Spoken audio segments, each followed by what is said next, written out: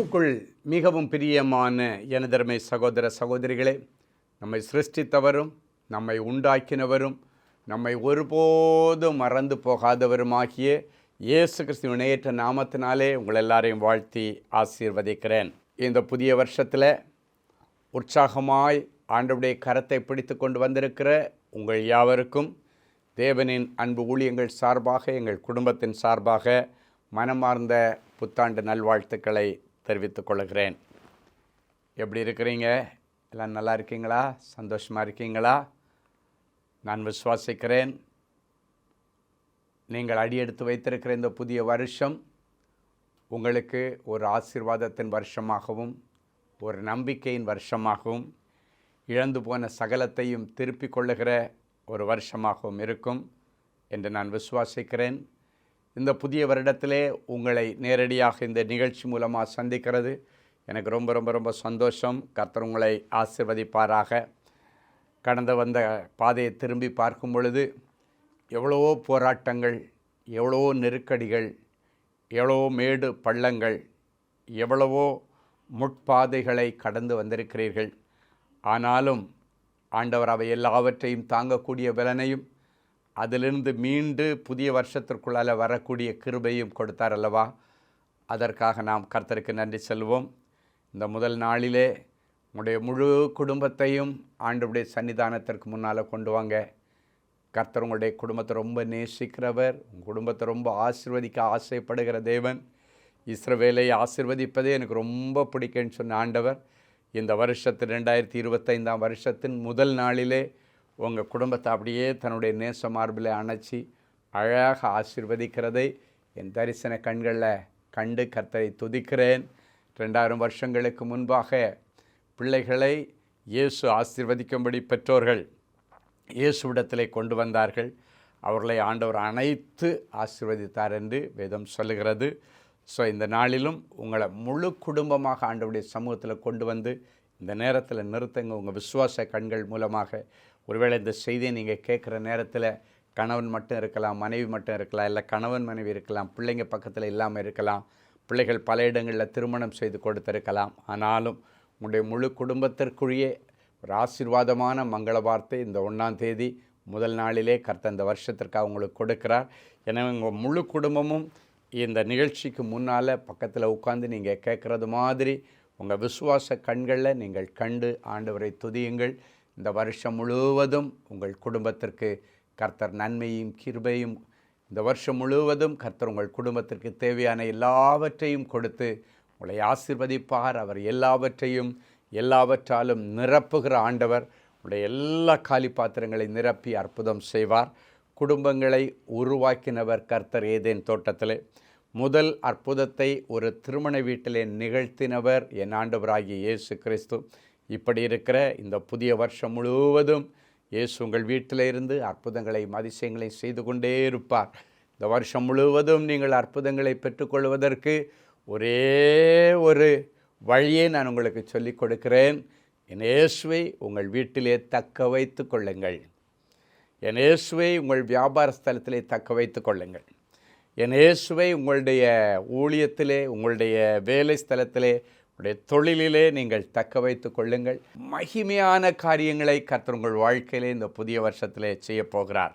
சரி, இந்த புதிய வருஷத்தில் கர்த்தர் எனக்கு என்ன மங்கள வார்த்தை வச்சிருக்கிறாருன்னு அவளோடு எதிர்பார்த்திருக்கிற தேவனுடைய பிள்ளைகளே, இதோ என்னோடு சேர்ந்து வேதத்தை எடுத்து வாசியுங்கள். வெளிப்படுத்தின விசேஷம் 3ஆம் அதிகாரம் 8வது வசனம் இப்படியாய் சொல்லுகிறது.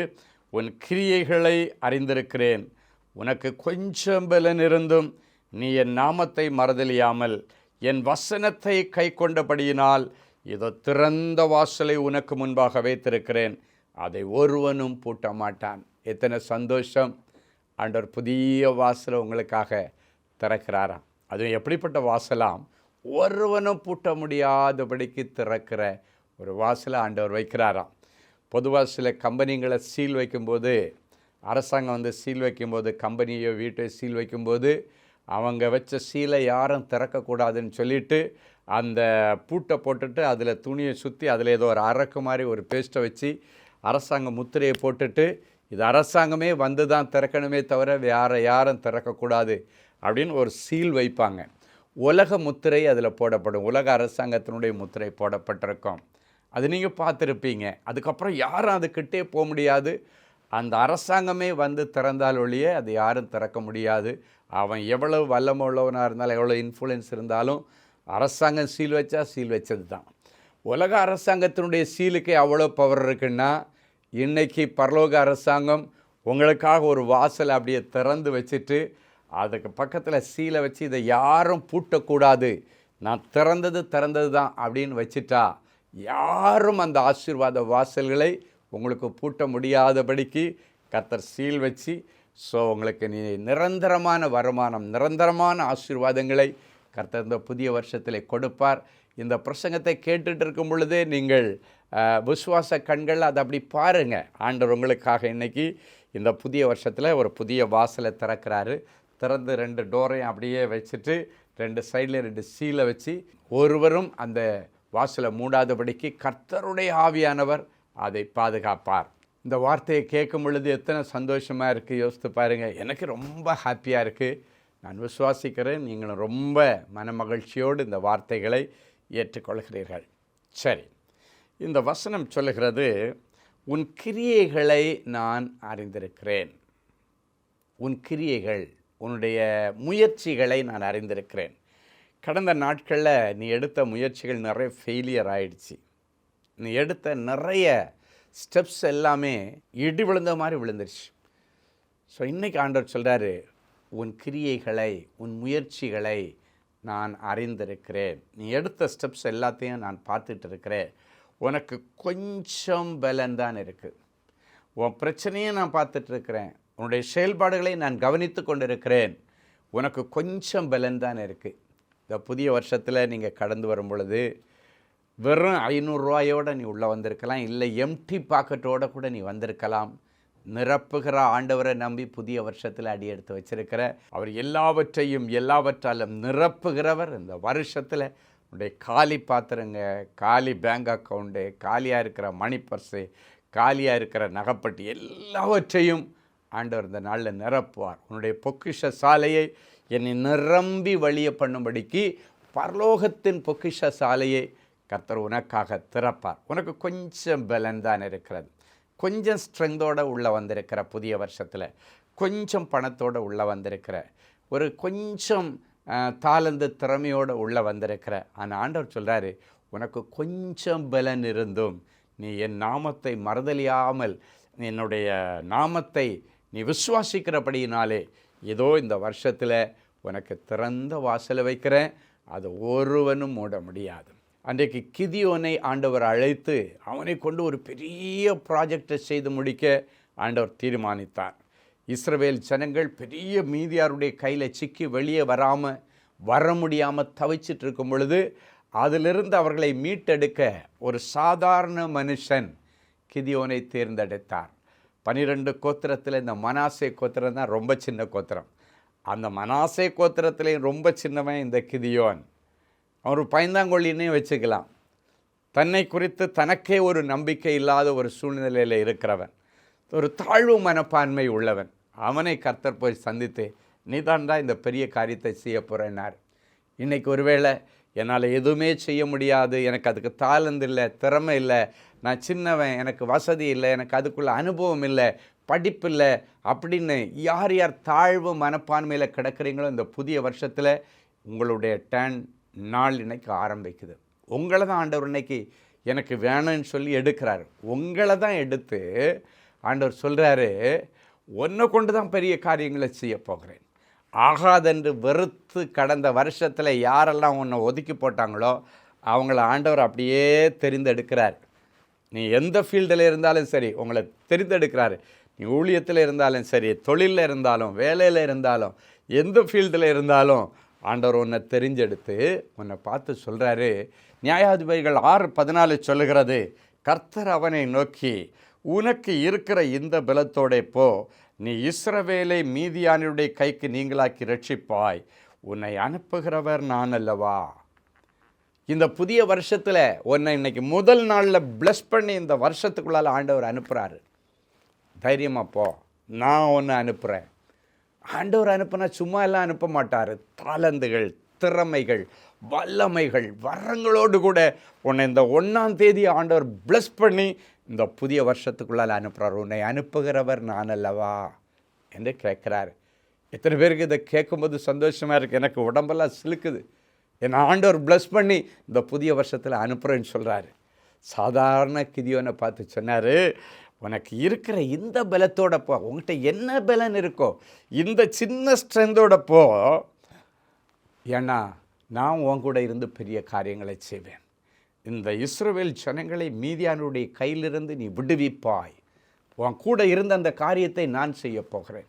என்ன நடந்தது?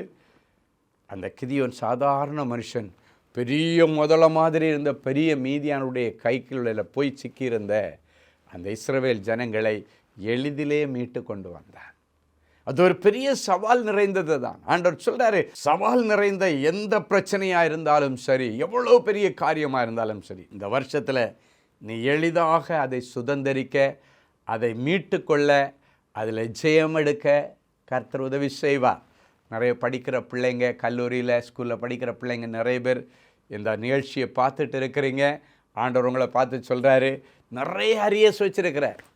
இந்த சப்ஜெக்ட் என்னால் முடிக்கவே முடியாது. இந்த மேத்ஸ் சப்ஜெக்டில் நான் பாஸ் ஆகவே மாட்டேன். இந்த ஸ்டாட்டிஸ்டிக்ஸ் பேப்பர் எனக்கு வரவே வராது. கெமிஸ்ட்ரி பேப்பரை எடுக்கவே மாட்டேன். தமிழ் பேப்பர் எனக்கு பாஸ் ஆகவே ஆகாது என்றெல்லாம் சொல்லி கொண்டிருக்கிற தேவனுடைய பிள்ளைகளே, இந்த புதிய வருஷத்தில் ஆண்டவர் சொல்லுகிறார், முடியாததை முடித்து காட்டுகிற அபிஷேகத்தை கர்த்தர் இன்றைக்கு உனக்குள்ளே வைக்கிறார். ஒரு முறை 28 அரியர்னு நினைக்கிறேன். ஒரு தம்பி 28 அரியர் வச்சுட்டு அவன் சொல்கிறான், என்னால் இதுக்கு மேலே டிகிரி முடிக்க முடியுன்ற நம்பிக்கை இல்லை, நான் ஒரு என்ஜினியர் ஆகுன்ற நம்பிக்கை எனக்கு இல்லை, அதனால் ஏதாவது ஒரு டிரைவிங் லைசன்ஸ் எடுத்துகிட்டு ஒரு டிரைவராக போயிடலான்னு நினைக்கிறேன் அப்படின்னு சொல்லி ஒரு முறை ரொம்ப மனம் நொந்து போய் ஒரு தம்பி என்னை பார்க்க வந்திருந்தான். ஏதாவது ஒரு லைசன்ஸாவது எடுத்துகிட்டு ஏதாவது ஒரு வேலையில் செட்டில் ஆகிடணும், என்னால் இதை முடிக்க முடியாது. அப்போ நான் சொன்னேன், முடியாததை முடித்து காட்டுகிற ஆண்டவரை தேடி நீ வந்திருக்கிற. நீ லைசன்ஸ் எடுத்துகிட்டு அப்படியே நீ ஒரு டிரைவர் வேலைக்கு போகிறதா இருந்திருந்தேன்னா நீ இங்கே வர வேண்டிய அவசியம் இல்லை. இன்றைக்கி ஆண்டவர் தான் உன்னை கொண்டு வந்திருக்காரு. நீ ஒரு டிரைவர் ஆகிறது தேவனுடைய திட்டம் அல்ல.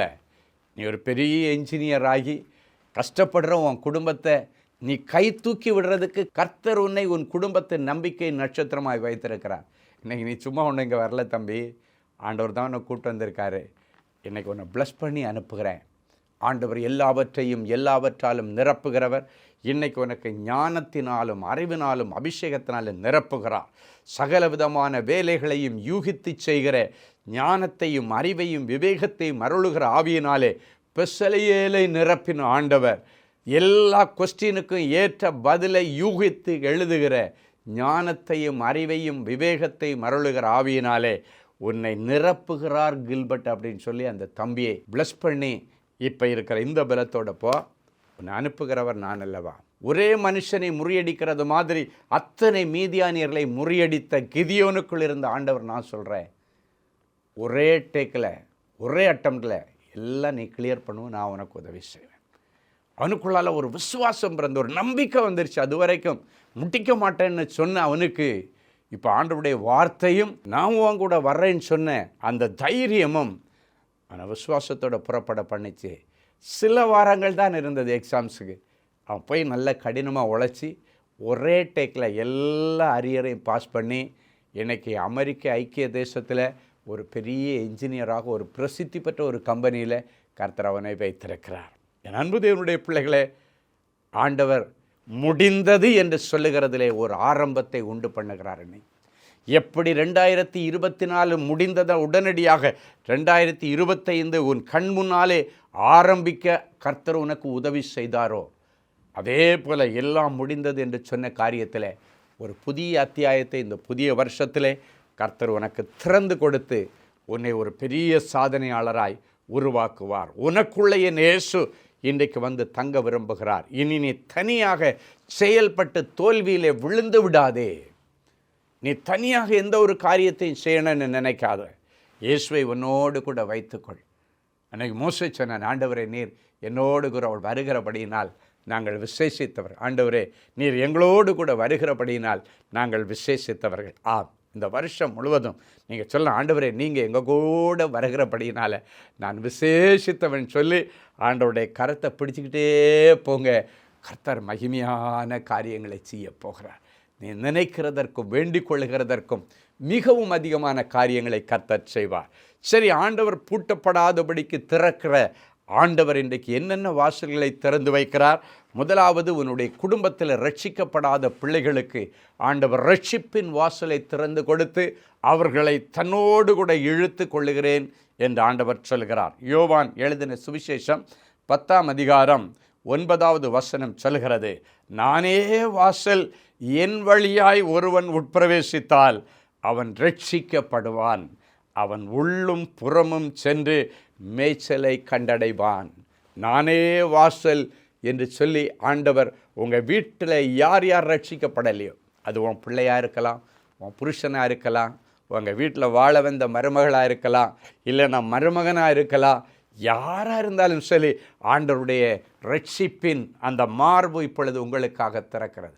ரட்சிப்பின் கரங்கள் உங்களுக்காக திறந்து, நானே வாசல், மகனே வா, மகளே வான்னு உங்களை கூப்பிட்றாரு. எத்தனை பேர் இந்த வார்த்தையை கேட்டுட்டு இருக்கும்போது, இதோ நான் வர்றேன் ஆண்டவரே, நான் இருக்கிற நிலைமையில் வர்றேன், நான் இருக்கிற இந்த பாவத்தோடே வர்றேன், என்னை கழுவும் ஆண்டவரே, இந்த புதிய வருஷத்தில் என்னை புது படைப்பாய் மாற்றும் என்று சொல்லி நீங்கள் எத்தனை பேர் உங்கள் விசுவாச கண்களில் 2 கரங்களை விரித்து வைத்திருக்கிற இயேசுடைய கரங்களுக்குள்ளால் வருகிறீர்களோ, இன்றைக்கு ஆண்டவர் உங்களுக்கு ரட்சிப்பை தருவார்.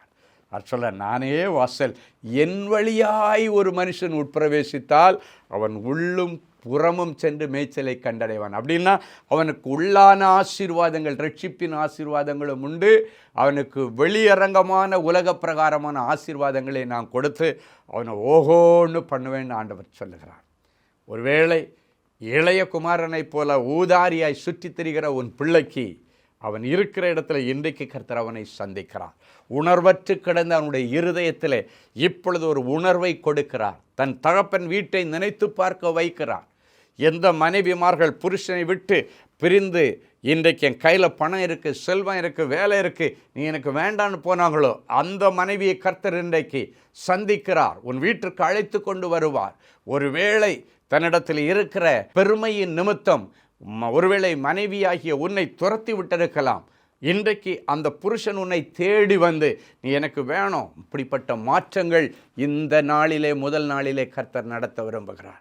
நீங்கள், ஆண்டவரே என் மனைவி எனக்கு வேணாம் ஆண்டவரே, எப்படியாவது அவளை திருத்திட்டு வந்துரு, ஒரு வார்த்தை சொல்லு, டக்குன்னு போய் தூக்கிட்டு வந்துடுவார். வேதம் சொல்லுகிறது, அவர் பறந்து காக்கிற பட்சியை போல பறந்து சென்று இஸ்ரவேலுக்கு ஆதரவாக அவர்களை காத்து தப்ப பண்ணி அழைத்து கொண்டு தூக்கி கொண்டு வருகிறவர்.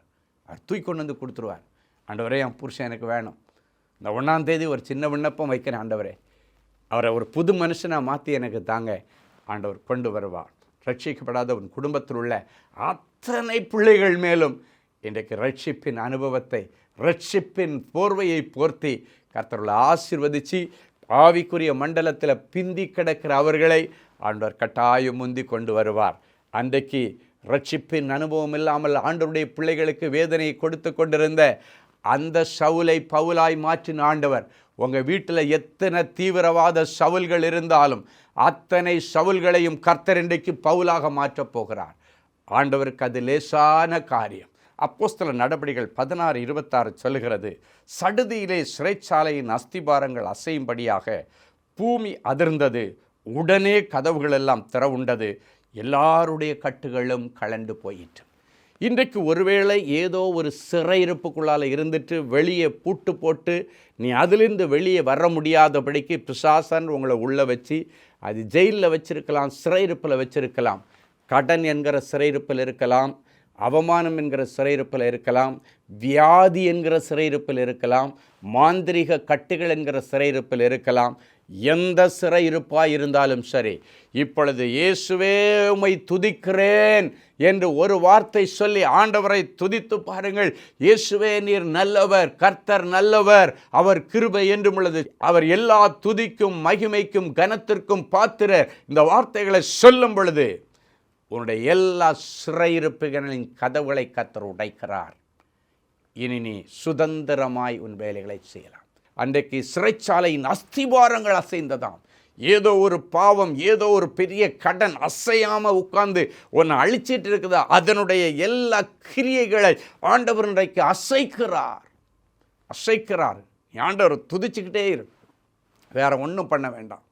அந்த கடன் என்கிற அஸ்திபாரத்தை ஆண்டவர் அசைச்சு போட்டு எல்லா கடன் சிறையிருப்புகளின் உங்களை மீட்டு வெளியே எடுத்து சமாதானமாக இனி கடன் கொடுக்கிற அளவுக்கு கர்த்தர் உங்களை ஆசீர்வதிக்க போகிறார். வியாதியின் சிறையிருப்பு, கடன் சிறையிருப்பு, மாந்திரிக சிறையிருப்பு எல்லாம் உடஞ்சிருச்சு. ஆமேன்னு சொல்லுங்க பார்க்கலாம். ஏதோ ஒரு மதுபான விரையின் சிறையிருப்பு, கஞ்சாவின் சிறையிருப்பு, எதில் இருந்தாலும் சரி, கர்த்தர் எல்லா தீய பழக்கங்களின் சிறையிருப்புகளை இன்னைக்கு அசைச்சு, சிறையிருப்புக்குள்ளால இருக்கிறியே அதற்கு போடப்பட்டிருக்கிற அந்த வாசல்களை நீ வெளியே வர முடியாதபடிக்கு அதுக்குள்ளேயே சுற்றி உன் காலத்தை அழிக்க நினைக்கிற அந்த பிசாசினுடைய அந்த தந்திரங்களை ஒட்டச்சி அந்த வாசலை திறந்து அழகாக ஆண்டவர் வெளியே கொண்டு வராரு. ஏசாயா 45:4 சொல்கிறது, வெண்கல கதவுகளை உடைத்து இரும்பு தாழ்பாள்களை முறித்து அந்தகாரத்தில் இருக்கிற பொக்கிஷங்களையும் ஒளிப்பிடத்தில் இருக்கிற புதையல்களையும் நான் உனக்கு கொடுப்பேன் என்று ஆண்டவர் சொல்லுகிறார். உனக்குன்னு ஆண்டவர் வைத்திருக்கிற ஆசீர்வாதங்கள் கடந்த நாட்களிலே நீ எடுத்துக்கொள்ள முடியாதபடிக்கு ஏதோ ஒரு தடை, இல்லைன்னா உன்னுடைய கண்களுக்கு அது மறைக்கப்பட்டிருக்கலாம்.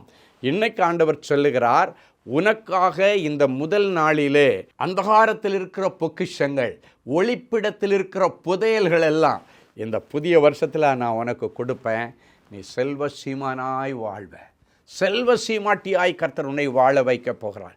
இது யாராவது எனக்கு உதவி செய்ய மாட்டாங்களான்னு அடுத்தவங்கள்ட்ட கையேந்தி நிற்கிற உன்னை இன்றைக்கு முதல் நாளிலே ஆண்டவருடைய சன்னிதானத்தில் கைகூப்பி நின்று, ஆண்டவரே என்னை ஆசீர்வதியும், என் எல்லைகளை விரிவாக்கும், என் நெருக்கடிகளிலிருந்து என்னை விடுதலையாக்கும், உமது கரம் என்னோடு இருக்கட்டும், தீங்கோ வியாதியோ கடனோ என்னை துக்கப்படுத்தாதபடி விலைக்கு காத்தருளும் என்று வேண்டிக் கொள்ளுகிற இந்த நேரத்தில் யாபேசை கனப்படுத்தின ஆண்டவர் உன்னை கனப்படுத்த போகிறார். கை கெட்டினது வாய் கேட்டலை, எல்லாம் முடிஞ்சு வந்துச்சு, கடைசி நிமிஷத்தில் சொதப்பல் வந்துடுச்சு, எல்லாம் கடைசி நிமிஷத்தில் மிஸ் ஆச்சு. அத்தனை நாள் இதுக்காக உழைச்சேன், கடைசி நிமிஷத்தில் அது மிஸ் ஆகி போச்சு.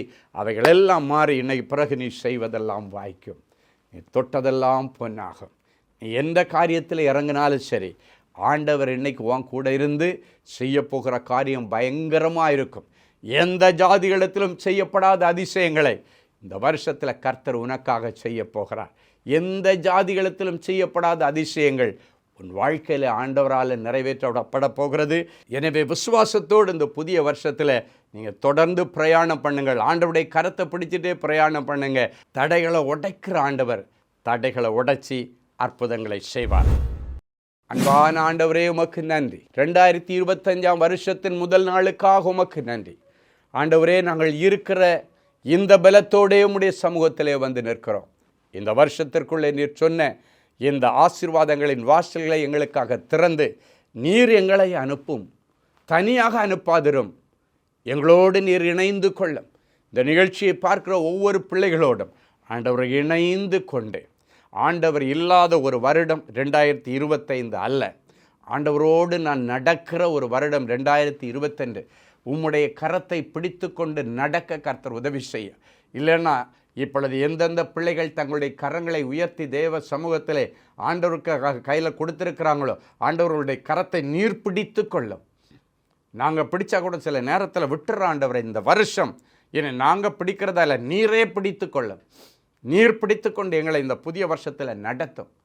நான் உன் கூட இருந்து செய்ய போகிற காரியம் பயங்கரமாக இருக்கும் என்று மோசையை பார்த்து சொன்னீர். அதே போல செய்தீர். என் பிள்ளைகளோடு கூட இருந்து நீர் இந்த வருஷத்தில் பயங்கரமான காரியங்களை செய்வீராக. நீ சொன்னது போல இவர்கள் கரத்தை பிடித்து கொண்டு இவர்கள் வீட்டுக்குள்ளே போய் யாரெல்லாம் ரட்சிக்கப்படவில்லையோ அத்தனை பேருக்கும் ரட்சிப்பை உடனடியாக இன்றைக்கே நீர் தருவீராக. இன்றைக்கே ரட்சணிய நாள், இதுவே என் பிள்ளைகளுக்கு ரட்சிப்பின் நாள் என்று சொன்னீரே. இந்த நேரத்தில் அவர்களுக்கு முழு ரட்சிப்பை கொடுத்து இந்த வருஷம் முழுவதும் அவர்களோடு இருந்து அவர்களை நடத்தும். தொடர்ந்து வருகிற காலங்கள் எல்லாம் அவர்களை நடத்தும். இந்த நாளிலும் ஆண்டவரே, எந்தெந்த பிள்ளைகள் சிறையிருப்பில் இருக்கிறார்களோ அத்தனை சிறையிருப்பை மாற்றும்படிக்கு ஆண்டவர் இன்றைக்கு நேரடியாக இறங்கி வருவீராக. அந்தகாரத்தில் இருக்கிற பொக்கிஷத்தையும் ஒளிப்பிடத்தில் இருக்கிற புதையல்களையும் வெண்கல கதைகளை ஒட்டச்சி இரும்பு தாழ்பாள்களை முறிச்சி அதிலிருந்து எடுத்து என் பிள்ளைகளுக்கு கொடுப்பீராக. இனி யாரிடத்திலும் என் பிள்ளைகள் போய் கையேந்தக்கூடாது. இந்த புதிய வருஷத்தில் கடன் என் பிள்ளைகளுடைய அகராதியில் இருக்கக்கூடாது. என் பிள்ளைகள் கடன் கொடுக்கிற அளவுக்கு சர்வ வல்லமையுள்ள தேவன், வானத்திற்கும் பூமிக்கும் சகல அதிகாரம் படைத்த என் தேவன் என் பிள்ளைகளோடு கூட இருந்து என் பிள்ளைகளை நீர் நடத்துவீராக. என் பிள்ளைகளை நீர் இயக்குவீராக. என் பிள்ளைகளுக்காக யாவற்றையும் செய்து முடித்தவர். கடன்களை அடைத்து முட்டிப்பீராக. இவர்களுக்கு விரோதமாக இருக்கிற எல்லா பிசாசினுடைய அந்தகார திட்டங்கள், மாந்திரிக வல்லமைகளை இந்த முதல் நாளிலேயே கேன்சல் பண்ணி பிள்ளைகள் விடுதலையோடு வாழ கர்த்தர் அனுக்கிரகம் பண்ணும். இவர்களுக்கான ஆண்டவரே பொக்கிஷங்கள், புதையல்கள் எங்கெல்லாம் இருக்குதோ எல்லாவற்றையும் என் பிள்ளைகளுக்கு மீட்டு கொடுத்து பிள்ளைகளை கனம் பண்ணுவீராக. ஊழியத்திற்கு நாங்கள் எல்லாம் ஆயத்தமாக இருக்கிறோம். இந்த முதல் நாளிலே எங்களை தாழ்த்தி ஒப்பு கொடுக்கிறோம். எங்களை அல்ல, ஜனங்கள் உம்மை எங்களிடத்திலே பார்க்க ஒவ்வொரு ஊழியர்களிடத்திலும் நீர் எழுந்தருளுவீராக. ஆண்டவரே, நீர் எழுந்தருளி அவருடைய மாம்சீகம் அவர்களுக்குள்ளே கிரியை செய்யாமல் நீர் இருந்து பெரிதும் அனுகூலமுமான ஊழிய வாசல்களை திறந்து கொடுத்து இந்த வருஷ கடைசியில் நாங்கள் எக்கச்சக்கமான ஆத்துமாக்களை கர்த்தருக்காக அறுவடை செய்தோம் என்று சொல்லத்தக்கதாக கர்த்தர் மகிமையான காரியங்களை செய்வீராக. வருஷத்தின் தொடக்கம் முதல் முடிவு வரைக்கும் ஆண்டவருடைய கண்கள் கானான் தேசத்து ஜனங்கள் மேலே பதிந்திருந்தது போல ஆண்டவரே இவர்கள் ஒவ்வொருவர் மேலும் பதிந்திருப்பதாக நாங்கள் ஆசீர்வதித்து ஜெபிக்கிறோம். இயேசுவின் மூலம் பிதாவே, ஆமென். அன்பு தேவனுடைய பிள்ளைகளே, இந்நிகழ்ச்சியின் மூலம் நீங்கள் பெற்றுக்கொண்ட ஆசீர்வாதங்களை உங்கள் ஜெப விண்ணப்பங்களையும் அனுப்ப வேண்டிய முகவரி தேவனின் அன்பு ஊழியங்கள், எண் 340B பார் 1A 3B1 Vinayak avenue, OMR road, Okkiyam, Thoraipakkam, Chennai 600097. இது இந்தியன் ஆயில் பெட்ரோல் பங்க் எதிரில் அமைந்துள்ளது மற்றும் காக்னிசன்ட் டெக்னாலஜி சொல்யூஷன்ஸ் அருகிலும் அமைந்துள்ளது. மின்னஞ்சல் prayer@godsloveministries.co.in. எங்களது இணையதளம் www.godsloveministries.co.in. மேலும் 24 மணி நேர ஜெப உதவிக்கு 044-5454-7-999 மற்றும் 9941950999 என்ற எண்களுக்கு தொடர்பு கொள்ளுங்கள். கர்த்தர் தாமே உங்களை ஆசீர்வதிப்பாராக.